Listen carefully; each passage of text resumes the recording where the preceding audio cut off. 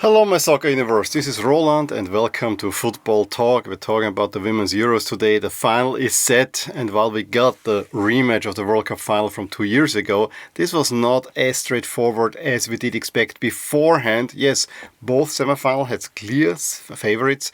However, this could very well have gone the other way, and especially for a fan of everything Italy, I really felt with the Italian women they probably didn't deserve to go out. This was again England pulling it somehow out of the bag as they did against Sweden. England really riding the luck in that one, and dare I say it, it reminds me of the Germany men's team of old, like the 80s and 90s, at least until the mid-90s, where they always seem to manage to get out of it despite not being the better team on the field. And in this case it's even more damning as Italy were rank outsiders, and honestly they really put in a shift and neutralized England as much as they could. However, they made also a few crucial mistakes, and let's face it, the way that it ended was also somewhat controversial. In the other semi-final, and we'll get to both of these in a little bit more, the other semi-final of course saw Spain defeat Germany, as you would expect, a Germany team that was defending for their lives. Almost an Italian performance by Germany in many ways, but they were always dangerous on the counter-attack as well, although Spain did have some spells where you really thought they need to score here, or they gotta score here, hit the woodwork and so on. In the end, it's Aitana Bonmatí, probably the best player, that scored the winning goal and sent Spain through.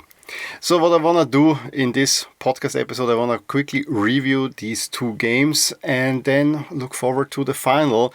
This will probably be the last podcast episode where, if you watch the video, you see in the background all the national team scarves. I'm probably gonna change over now because the club season is about to start, or maybe I should wait just after the Euro final. Maybe that's a better option to do it, but we'll see about that. But let's talk the Azzurres loss to England. From the get-go it was clear Italy have already achieved more than they would have ever expected. Put in a really good performance. As I said in the group stage, they were not such a convincing team. Yes, they got the win against Belgium early on, but on the draw against Portugal, you lost to Spain, as everyone would have expected.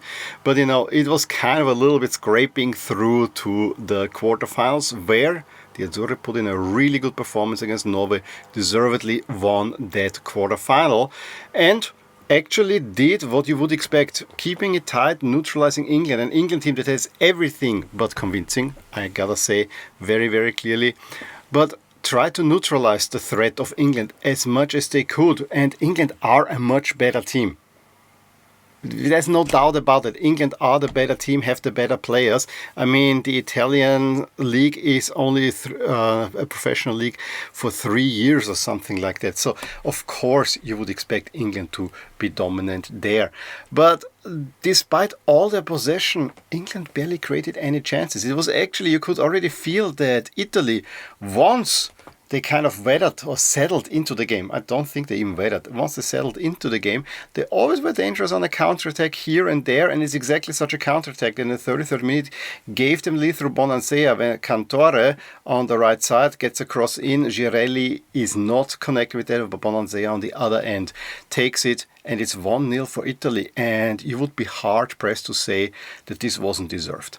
Can I also just say, I did not understand the jersey matchup. England against Italy, this should be white England against blue Italy, ideally with contrasting pants, but you know, we have seen all blue against all white. That is a proper look. Why? And I actually do like this England away jersey, but why do England as the home team play in the black jerseys so that Italy can play in these kind of awful greenish jerseys? I have to say I did not like the green jersey, and again, if you watch on the video, the Renaissance jersey that was released when it was initially released, but it grew on me quite some. But this one looks Adidas cheap, I have to say, and Adidas is not cheap generally, but this is a lazy design by Adidas for me, and one that doesn't really do anything to me. But you know, in any case, Italy were very good for that 1-0 lead at halftime. In the second half, though, England did come out and put pressure on the Italians, but without creating any real chances. However, I think the Italian coach made one crucial mistake. Around the 65th minute, so halfway through the second half, he started to take off the attacking trio, Girelli, Cantore and Bonansea. By the 73rd minute, they were all gone. Yes, he needed defenders to see this over the line, but you kind of limited your attacking potential right there. And I think this is a crucial mistake that the Italian coach needs to own on. But he brought on Severini, who had the big chance. I think in the 82nd minute, the ball falls in front of her feet and she hits it right at the goalie. If you just chip it a little bit, it's 2-0 Italy and the game is done and dusted. But it still seemed that Italy might hang on and get this through. And then the first downer, 7 minutes of stoppage time. I mean, that was an absolutely invented stoppage time. 4 minutes, 5 minutes was okay. 7 minutes, there was never such a big break in that game.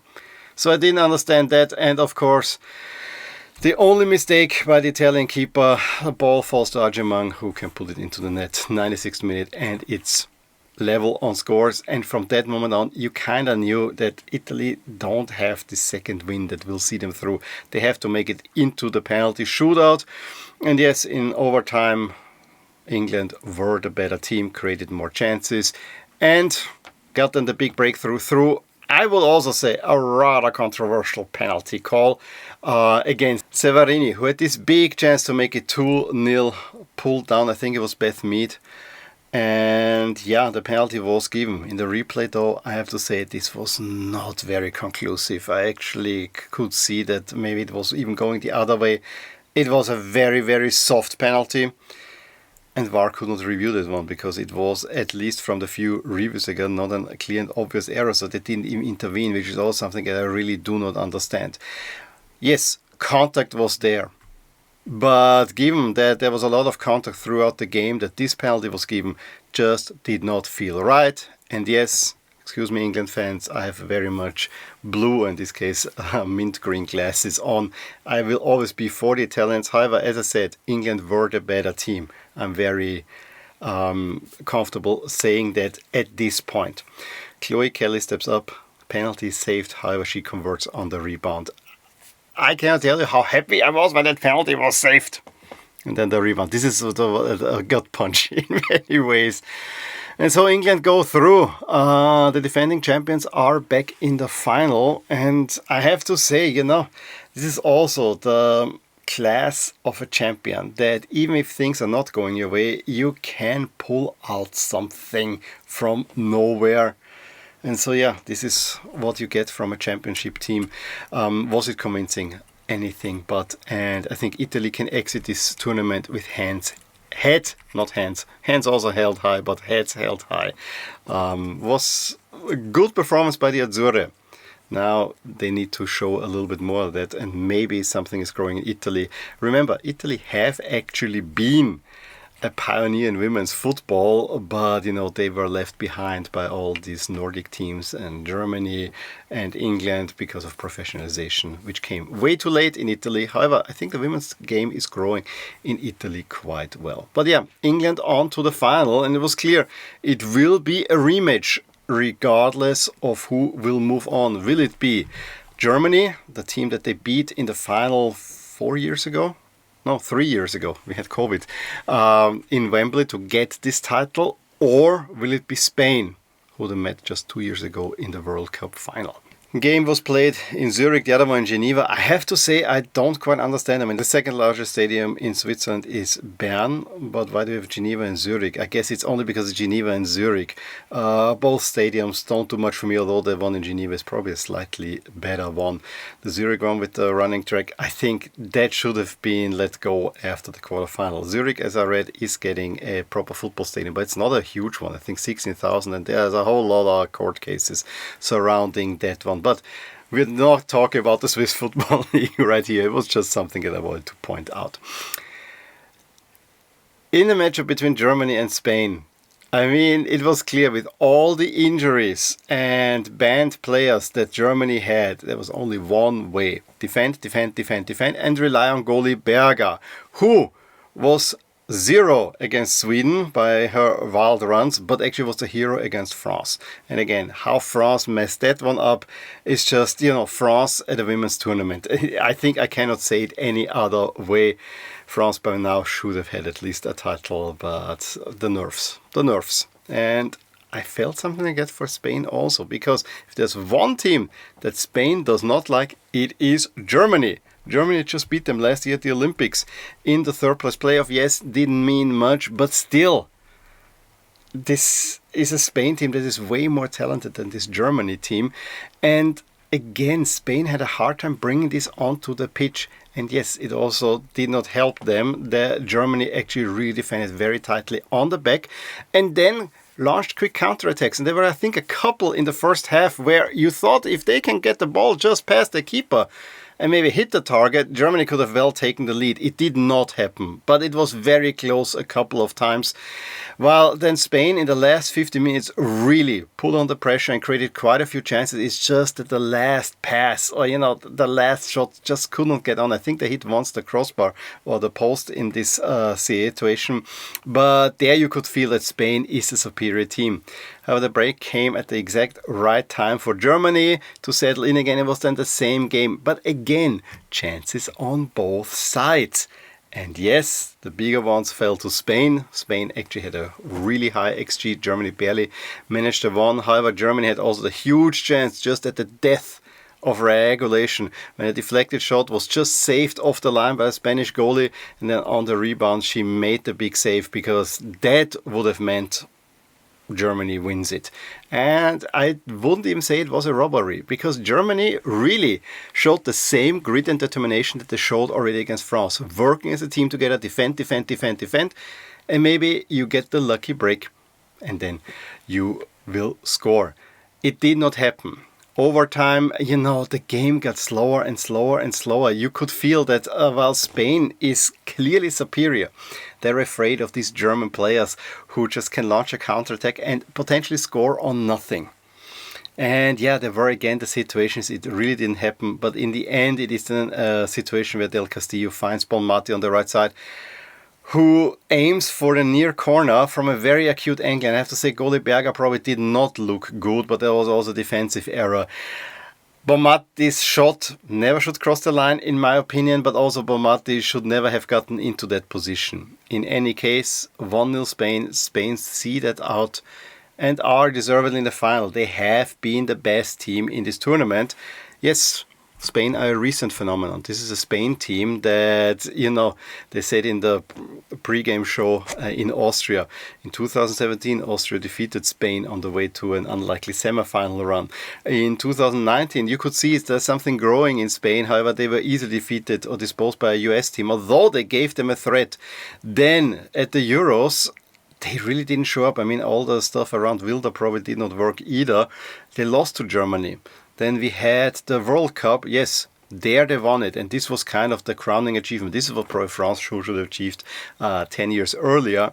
And then these Euros, they are going in as the big favorites. They were already the big favorites in the Olympic tournament and didn't even come home with a medal. So yeah, this is the first time that Spain could win the Euros. I think it's the first time that they even in the final, they go in there as big favorites against England. 55% according to my model against England. Yeah, we gotta see. When I compare the squads, I think there's no discussion that Spain are the better team. There's no discussion about that. But then we also could have said this for the Champions League final of the women, where Arsenal took on Barcelona. Barcelona are the better team. Arsenal did win it. And this England team have the resolve and have the resources. They have a deep bench. And while Sarina Wiegman probably has been found out overall, her record of reaching now the third Euros final in a row, and in addition to 2 World Cup finals, not always on the winning side. I mean, she won 2 of these, lost 2 of these. I think the Euro finals she won, the World Cup finals she lost. That's a pretty big statement for her as a coach. Yes, I think tactically she probably could do sometimes a little bit better, but that's a good record. Spain need to get their strength onto the pitch. Then I think Spain will win. However, if England can do what Germany did in that semi-final and use their deep bench and their resolve to just, I feel that England is also the more physical team. If they can make that count, Spain doesn't like physically. If they can make that count, England could snatch this one and defend their title. Really intriguing final. Note the earlier kickoff. This is not a 9 o'clock kickoff here Central European time. It's actually a 6 o'clock kickoff, which I actually do not mind all that much. I think this is a good decision. The final will, of course, be played in Basel, so barely in Switzerland. Now, Basel is very well within the Swiss borders, but as a border town. And it's, of course, the biggest stadium as well. So looking forward to that one. What else is going to happen relatively soon on my Soccer Universe football talk? Just a little bit of what my plan is. We have a start to the Austrian season already this weekend, so I probably will preview that a little bit. It is a cup round, so I'm not sure if I will make a full video on this channel, but I might start a new channel, but that will be in German, so those are my thoughts about that for now. What else? We have already Champions League, Europa League and Conference League qualifying. I will definitely want to talk about this next week. I've said for now I'm focusing on the Women's Euros, but I will get this qualifying talk going because there are quite some interesting games, quite some big comebacks as well, and quite some big results too. But my focus is quite not yet there. But the club season is beckoning and we are really have to talk about everything that's happening there. I think most of the qualifying tournaments, but yeah, the Austrian League is getting going 1st of August already. You will hear a little bit about me about that. However, if you are a German speaker, I will make a dedicated Austrian Bundesliga podcast, but in German for the first time. Okay, this was it from Football Talk. Please follow me on your favorite podcast app or on YouTube, whatever you prefer. Let me know what you thought about the happenings in these games. In any case, stay safe and watch the beautiful game. Bye.